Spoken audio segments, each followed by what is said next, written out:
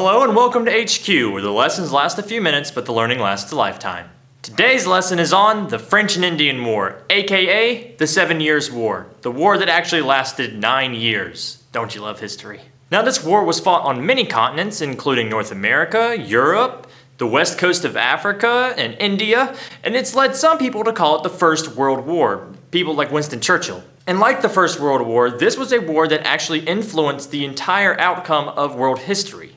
Namely, the outcome of North America and the eventual American Revolution. But in any case, in this episode, we're going to focus on North America and the war there. So to get us started, let's think about who lives where or who owns what at this point in time. So by 1754, the year the war begins, France owns most of Canada and all of Louisiana, the middle of America. Meanwhile, the English own the east coast of America, aka the 13 colonies, and the very northern part of Canada. So anyways, the war breaks out in 1754 in the Ohio River Valley over the Ohio Territory, something both the English and the French want. The French have claimed this area of land and they've built forts there, including one called Fort Duquesne, which later becomes Fort Pitt, which later becomes the city of Pittsburgh. But meanwhile, English traders are moving into the area to trade with natives for furs, which are very valuable in Europe. So the French come in and kick all these English out, and the English get upset about it. So then they complain to the governor of Virginia, and he sends troops under the command of one, you may know this guy, George Washington, to go and kick the French out. Problem is, George Washington kind of gets jumped along the way by natives, and he has to run away. And this starts the war in America. So the British quickly send more troops because they really want Canada and want Louisiana and want the French out. And these massive amounts of troops, they send like 45,000 people to North America, which is A, extremely expensive, and B, kind of overkill considering the French have like less than 8,000 total troops. That's militia and like actual soldiers. So these British troops quickly defeat the French in Nova Scotia and kick the French people living there out. And they start making their way down the Hudson River towards Quebec and Montreal. That early victory by the British, though, in Nova Scotia is kind of like their only victory early in the war. They get their butts handed to them on multiple occasions by their French and native allies. It's important to note at this point in time that the French and the English both have natives on their sides, and they're very critical to the success of the war effort. Natives know trails, and natives know where to go and where not to go, and natives normally can pick out an ambush when it's going to happen, which is extremely important. So if you don't have natives on your side, you can get caught up in an ambush. And this is what happens when the British General Braddock, who's A, very arrogant, and B, really doesn't like natives that much, and C, did I say arrogant? Because he's very arrogant. He gets caught in an ambush and he's killed on his way to Fort Duquesne. So the army then has to retreat under the actually skillful command of George Washington. He leads a pretty good retreat at times. And the British fall back to New York to fight another day. The French, meanwhile, are led by two commanders. One is Marquis de Montcalm, a European-born and European-trained general who kind of detests the American way of fighting. And the other is General Vaudreuil. And Vaudreuil is a French-born Canadian, and he really enjoys the American way of fighting, and he thinks that's how you're going to have to win. So these two are kind of dichotic of each other, and a feud quickly develops, and this really hurts the French war effort. These guys don't like each other at all. Montcalm doesn't want to use the native allies at all and doesn't want to use the native way of fighting, whereas Vaudreuil does want to use the native way of fighting and does want to use natives.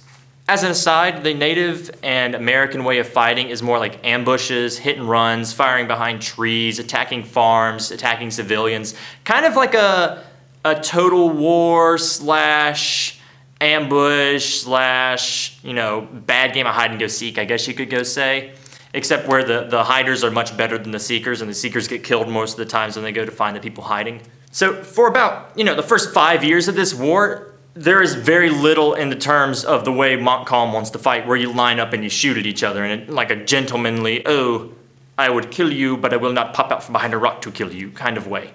But Montcalm and this guy named General Wolfe, who is a British general, eventually get their wishes to have a large-scale, full engagement, European style, in 1769, outside of Quebec. So Quebec is the major French stronghold in Canada, and attacking it is extremely difficult. It's protected by a lot of cannon, and so you can't sail down the Hudson to get to it because your ships will probably get, blown to splinters. So what General Wolfe does is him and his men scale the cliffs outside Quebec in the dead of night, And the next morning, lo and behold, on the Plains of Abraham, the plains outside of Quebec, there's the British Army. Now, Montcalm could have just said, I'm not going to fight you out there. I'm behind my defenses, and what are you going to do? But instead, he wants to go out and fight, because remember, he really wants to get at this European way of fighting. So they have a pitched battle, lasts about 30 minutes. Montcalm's killed, Wolfe is killed, Quebec is lost to the French, taken by the British. And this starts the long domino chain of other places falling to the British. And in 1760, the whole thing's mopped up pretty much in North America. The French have lost. And 3 years later, in 1763, both sides come to a peace agreement known as the Treaty of Paris. In this Treaty of Paris, the French lost almost all of their lands in North America.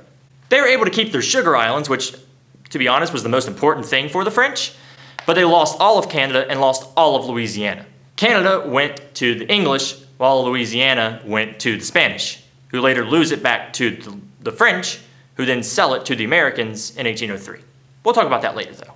This Treaty of Paris in 1763 created British hegemony in North America and seemed to kind of settle things for a while. But it did have two big consequences. The first big consequence is that the Native Americans, who usually would just pit the French and the English against each other, just kind of like stay in the middle and be like, I don't want to have part in all this war, they don't have really a choice anymore. And they are constantly being pressured by colonists, which ends up with Pontiac's Rebellion and the Proclamation of Line of 1763, which kind of says no further settlement west of the Appalachian Mountains. And the other big consequence that comes around to this war is that the British go into terrible debt. They double their entire debt in this 9-year period. Remember those 45,000 troops that they send? Yeah, that's extremely expensive.